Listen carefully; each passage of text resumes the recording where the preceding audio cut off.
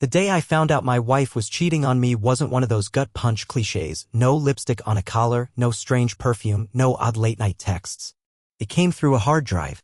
My name is Lucien Moreau. I'm 45 years old and I run one of Montreal's most prestigious art galleries. For over 2 decades, I've been the man collectors and museums call when they need the truth about a painting, the real story hidden under layers of varnish and myth. Funny how I could spot a forgery from across a room, yet miss the lies unfolding under my own roof. I wasn't even looking for trouble when I opened the security archive. It was just routine, checking footage after a minor insurance complaint about a visiting patron. Our cameras don't just monitor rooms, they watch the art, the movement of light, the flow of people. What they're not meant to capture is betrayal. The first clip was 22 seconds long. Sabine, my wife of 18 years, in one of the upper viewing rooms. Alone. Until Clive walked in. He's an art school lecturer I know too well. Cocky. Silver-haired. The type who teaches brushstroke theory like it's a religion. We'd hired him last year to give our son Theo private lessons. A favor. A courtesy. In the video, their bodies met like they'd done it 100 times before. Sabine's hand on his cheek. His fingers in her hair. She laughed, the kind of laugh I hadn't heard from her in years. At first, I just sat there frozen, hoping maybe that it was a one-off. A mistake. But then I did what I always do when something feels off. I investigated. Quietly. Thoroughly. The PI I hired didn't just confirm the affair. He brought back audio recordings. Conversations between Sabine and Theo. My son. My only child. They talked about me like I was an obstacle. An old dog too distracted by his paintings to see what was right in front of him. Sabine told Theo to keep things light, lie when needed. Theo agreed. He told her he'd stall me if I asked too many questions. The hardest part wasn't the affair. It was Theo. I could have forgiven Sabine for a moment of passion, a lapse, even a midlife crisis. But Theo? He covered for her. Lied to me. Smiled in my face while he helped her sneak around my world like a ghost. I watched more clips. Read every transcript. Studied them like I was reviewing provenance documentation on a rare Monet. No details spared. No lies unturned. It wasn't rage that settled in my chest by the end. It was something colder. Precise. Like lacquer hardened on a canvas. I started mapping out every step in my head, not for forgiveness, not for reconciliation, but for consequence. I had given them my name, my world, and they had spit on it. They thought I wouldn't notice. That I wouldn't act. They were wrong. I waited until the day of her panel.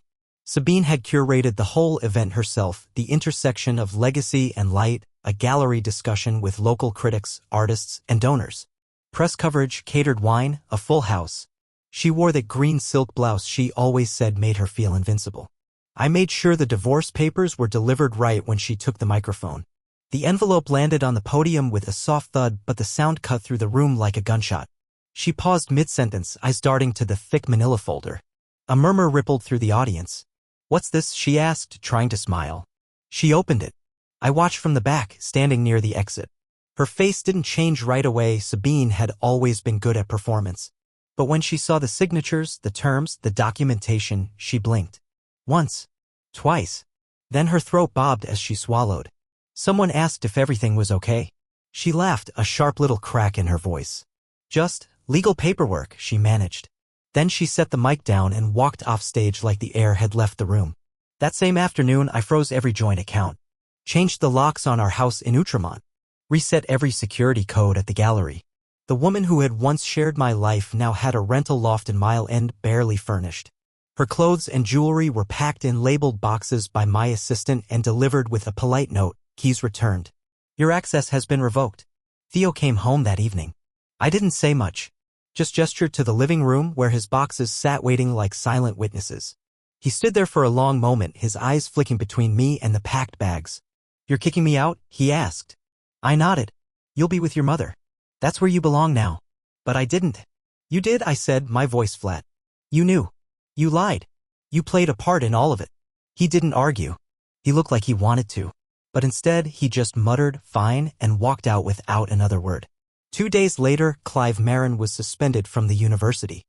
I had leaked the complaints myself, carefully gathered reports from married patrons, and whispered grievances from former students.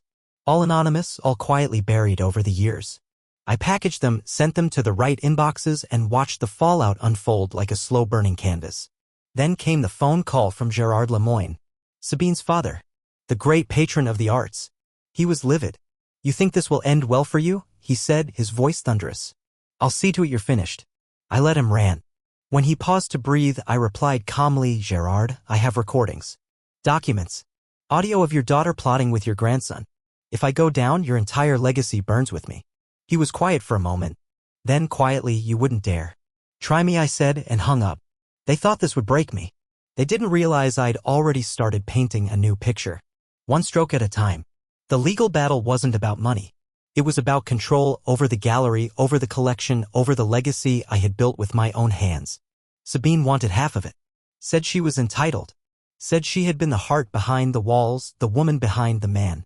She hired a cultural lawyer from New York. High gloss, high-priced, and all sharp teeth. The arbitration was private but intense, held in a paneled room overlooking old Montreal with a retired art collector as the presiding arbitrator. Claude Bernard. I'd known him for years. Helped him recover 2 stolen pieces from his summer villa in Tuscany. Sabine must have known that. She must have assumed it meant I had an advantage. And maybe I did. But I didn't lean on it. I didn't need to. Her lawyer painted me as unstable. Obsessive. A man whose life was falling apart and who was now lashing out. She referenced old texts I'd sent Sabine during late-night arguments. Called me emotionally volatile. Claimed I had alienated Theo, driven him into his mother's arms. Claude listened quietly, his hands folded on the table, the faintest arch of an eyebrow betraying his reaction. Then it was my lawyer's turn. He didn't raise his voice. He didn't dramatize. He played the audio. Theo's voice. Clear. Crisp. I told him I was going to the studio. But I was with Mom and Clive. We didn't want him to know. He'd lose it. We agreed I'd lie, just keep him calm. It went on.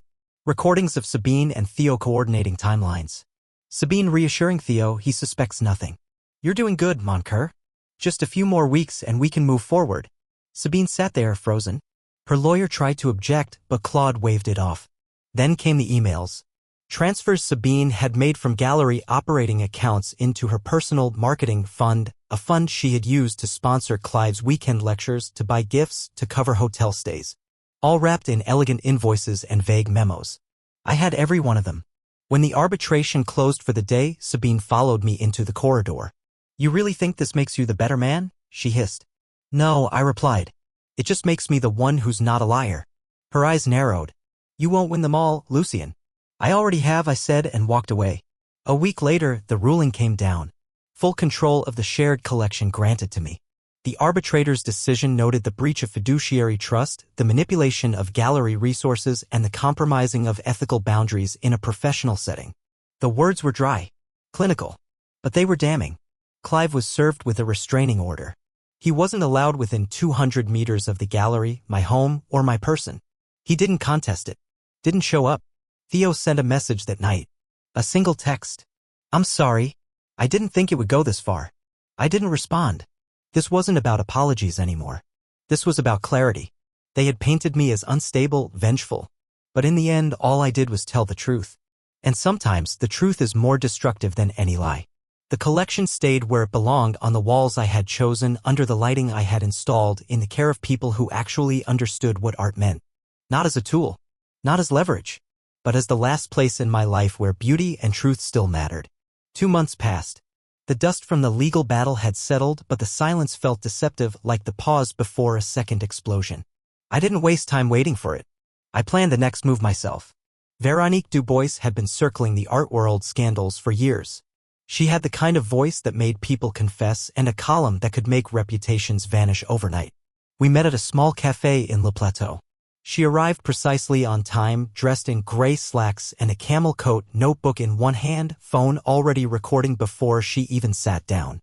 You said you had a story, she said, no preamble. I have a pattern, I replied. I handed her a thumb drive. Inside, emails, student testimonials, gallery board memos, and internal documentation I had gathered over the past few years, some of it recent, much of it older, buried. Complaints about Clive Marin. Allegations that were hushed up by the university. Women who left the program quietly after inappropriate conduct during private portfolio reviews. Others who had quietly transferred after being told their work wasn't mature enough, always after turning down a drink. Her eyes didn't widen. Veronique was too seasoned for that. But her pen started moving faster. Why now, she asked. Because I'm tired of watching parasites get treated like visionaries. She nodded. And Sabine.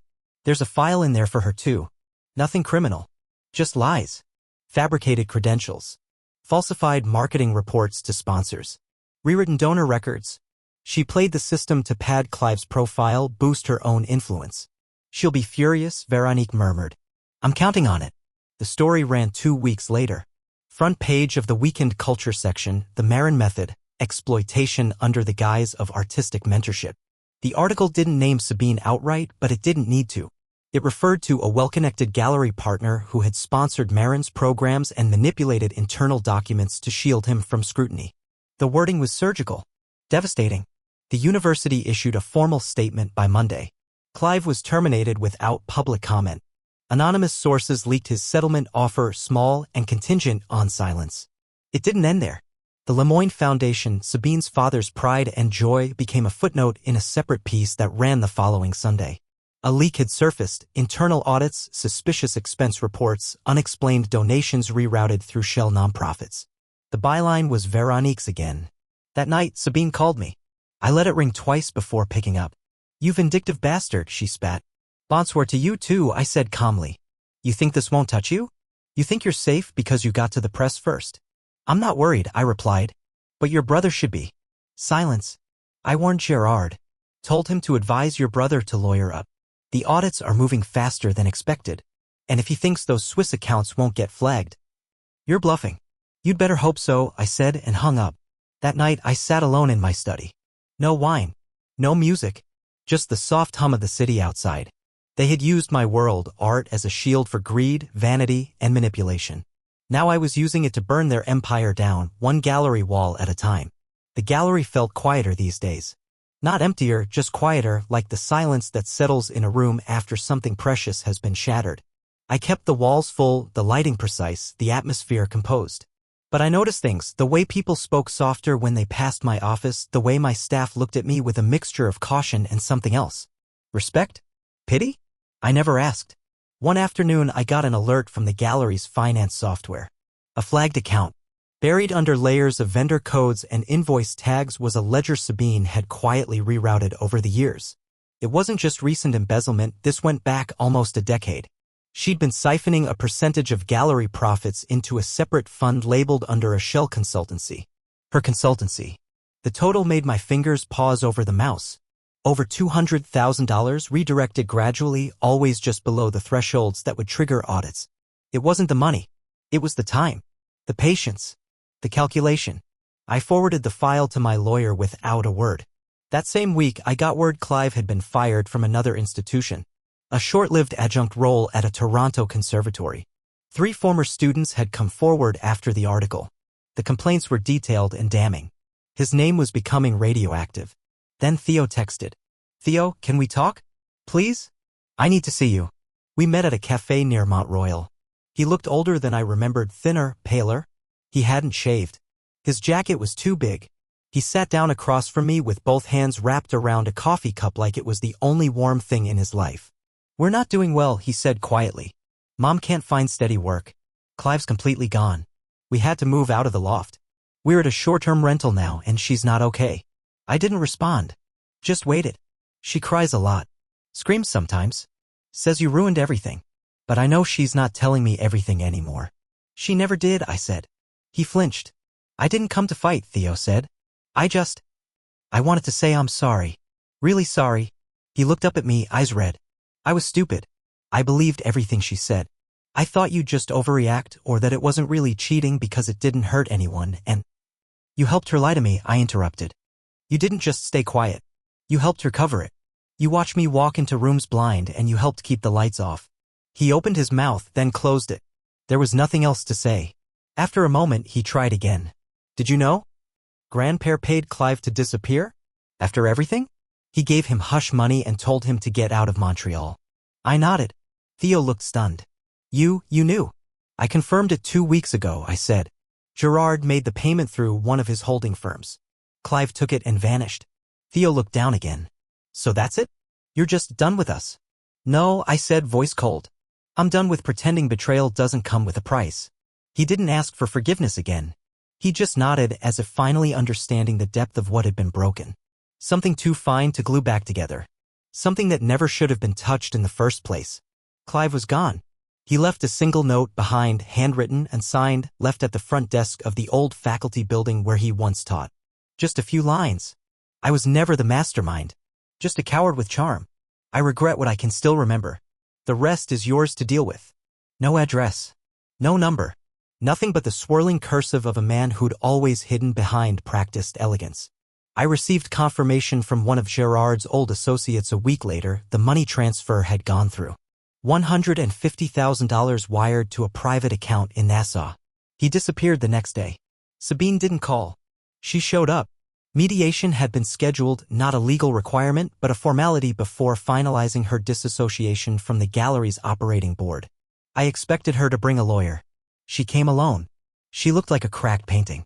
Not shattered, but visibly aged, dulled at the edges. Her hair unstyled. Her makeup uneven. The Sabine I had known, polished, poised, rehearsed, was gone. She sat across from me in the small conference room. Neither of us spoke until the mediator asked her to confirm she'd read and accepted the terms. I agree, she said softly. All of it. She signed the documents without hesitation.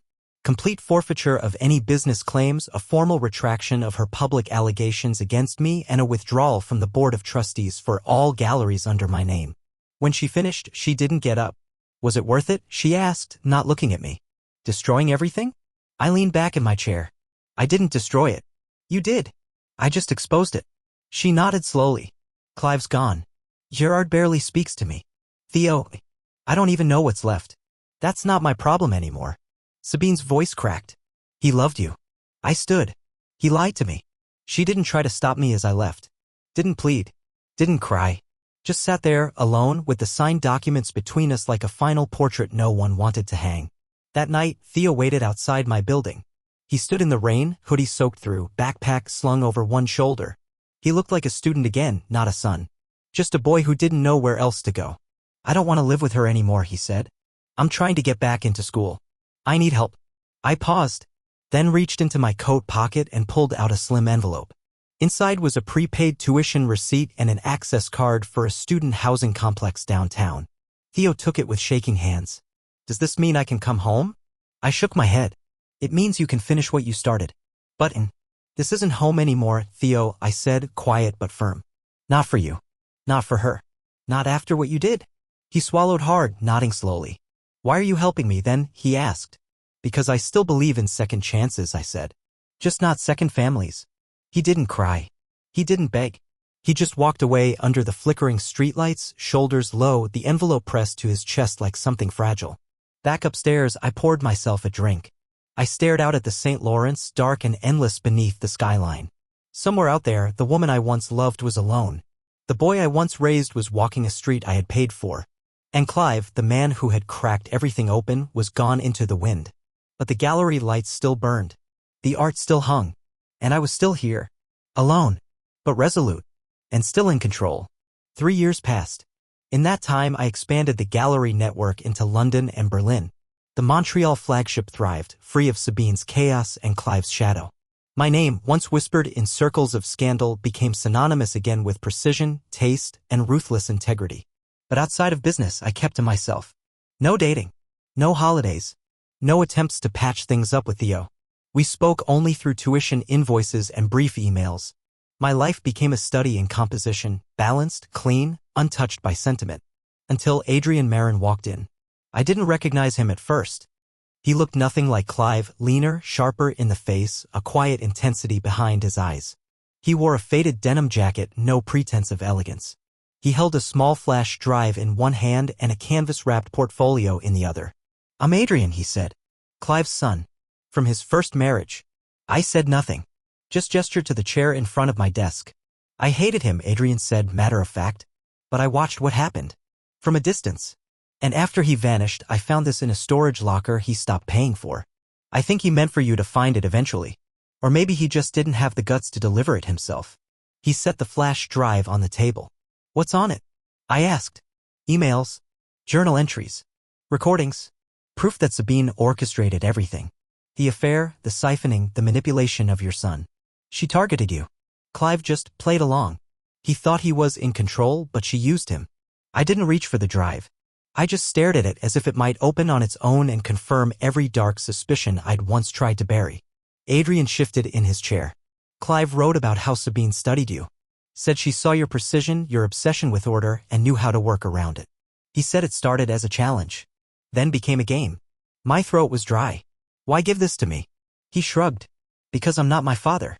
And because you deserve to know how deep it went. If it were me, I'd want clarity even if it's ugly. I nodded slowly. Took the flash drive. Adrian stood to leave, then hesitated. He said you were the only person Sabine couldn't read all the way through. That you scared her. Because she never knew what you'd do if you ever found out. She still doesn't, I said. He offered a faint smile. Good. After he left, I sat alone in the office. I didn't open the drive right away. I just looked at it sitting on my desk, a tiny key to a truth I already understood. They hadn't just betrayed me. They conspired. They had painted a masterpiece of deceit, one brushstroke at a time. I didn't feel anger. Or grief. Just something colder. A stillness. Confirmation didn't heal anything. But it made the silence make sense. It was early spring when Theo came back. Not with apologies, not with tears, just a folder in hand and something different in his eyes. Something sharp. Intentional. As if life had finally sanded down whatever soft edges he once had. He was wearing a gray suit, too big at the shoulders, the kind junior clerks wear when they're still trying to look like someone else. He sat across from me in the gallery office, same seat Adrian had used just weeks earlier. I have something, he said. You need to see it. I didn't offer coffee. I didn't ask about school or how he'd found steady work in a Montreal law firm. I just gestured for him to continue. Mom's getting married, he said flatly. To Marcel Devereaux. The name stopped me. I hadn't heard it in years, but it rang with a bitterness I hadn't tasted since my early career. Marcel had once run a private security firm specializing in high-end art transport. He was charming. Dangerous. And the reason my gallery ended a multi-million-dollar contract back in 2010 after a shipment went missing in Zurich. I'd always suspected Marcel orchestrated it. Nothing was ever proven. But after that I kept him out of my world. Apparently, Sabine had invited him back in. He's been around for longer than we thought, Theo said, pulling out the contents of the folder. These are bank memos. Emails. Legal authorizations. He's been working with Grandpare's lawyers since Clive disappeared. And now he controls what's left of the Lemoyne estate. I skimmed the papers. The language was clean, meticulous. Power of attorney. Asset transfers. Reallocation of trust accounts. Marcel had maneuvered himself into the very seat Gerard once ruled from, and no one noticed the sleight of hand. He was involved with Clive and Mom back then, Theo continued. He advised them. About you. About how to get leverage over the gallery. About how to pressure me too. He paused. I didn't know the whole story until now. You're sure he's behind it all? I asked, though I already knew the answer. Theo nodded. Adrian's files helped me connect the dots. Clive wrote about Marcel being the one who suggested using me to keep you calm. Said, the boy is the key. Lucien will never punish him, not fully. My chest tightened, but I didn't let it show. Why are you telling me this? I asked. Theo looked down for a moment. Because I was wrong. About a lot. And because if you don't stop him, Marcel will finish what Mom and Clive started. I leaned back, the paper still in my hands. I don't want to come home, Theo added, his voice quieter now. I'm not here for that. I know that door's closed. But I want him gone. And I can't do it without you. I looked at him for a long time. He wasn't the boy who lied to me. Not anymore. He was a man now. One who had walked through the wreckage and come out with fire in his pocket. Okay, I said finally. But understand something, Theo, I'm not doing this to fix what's between us. I know, he replied. You're doing it because you end things. He was right. I wasn't chasing reconciliation. I wasn't reopening old wounds. I was hunting the man who thought he could finish my story with his own signature. And I was going to sign the last page myself. It began on a Tuesday. By Wednesday morning, Marcel Devereaux's name was on an emergency court filing, his power of attorney frozen under judicial review. The motion moved faster than expected, thanks to the testimony of two witnesses the court hadn't seen coming, Adrian Marin and Theo Moreau. Adrian provided a signed affidavit attaching Clive's archived communications and outlining Marcel's advisory role in Clive and Sabine's scheme. Theo corroborated the timeline, offered financial records, and handed over notarized memos Marcel had written during his quiet takeover of Gerard Lemoyne's trust. The courtroom wasn't large, just enough space for a few legal aides, a judge, and the trembling remnants of a dynasty no longer in control. Sabine was there, but she didn't speak. Her new husband sat beside her, jaw tight, hands folded in forced composure. He wore a navy suit like a man showing up to a funeral without realizing it was his own. The judge reviewed the evidence in silence for nearly 45 minutes before looking up. This court finds that Mr. Devereaux, through a consistent pattern of misrepresentation and strategic manipulation, exploited a vulnerable party, Mr. Gerard Lemoyne, and breached his fiduciary responsibilities. Effective immediately, all authority he holds over the Lemoyne estate is suspended pending a full criminal investigation. Sabine didn't react, just stared straight ahead, unmoving. Marcel blinked. Once. Then again. He whispered something to his attorney, who did not respond. Outside the courthouse, I didn't linger. Theo caught up to me in the parking garage. The echo of our footsteps filled the space like a metronome, ticking down the final seconds of something that had been dying slowly for years. You got him, he said. No, I replied. He got himself. I just opened the window. He stood there a moment longer, shifting from foot to foot like he had more to say. But he didn't. Or maybe he knew it wouldn't matter. I'm going to finish school, he said instead. Maybe transfer out of Quebec. Start fresh. I nodded. Good. He looked at me like he wanted something, a moment of warmth, a bridge between us. But I had none to offer. You were brave today, I said. That's all I'll say. He gave a tight nod and turned to go. Before he reached the stairs, he stopped. Would it ever matter? If I kept trying? I didn't look at him when I answered. No. That night, I returned home and poured a glass of red from a private vintage I'd been saving, a Syrah I had sourced from a tiny vineyard in the Rhone Valley. I stood at the window, high above the river, watching the slow ripple of streetlights over the black water. The city below moved like it always had. But something had shifted in me. Not peace. Not relief. Just finality. Marcel would be investigated. The Lemoyne estate would fracture. Sabine would fade into cultural irrelevance. Theo would move forward, but without me. And I would remain. Steady. Alone. The last frame in a gallery full of ghosts. I took a slow sip and exhaled. The wine was bitter. Familiar. It tasted like memory. I had always told the truth in oils and in light. But this was my last masterpiece. And it had been painted in betrayal. Sealed with silence. And finished in fire. Support us by liking and subscribing to our channel.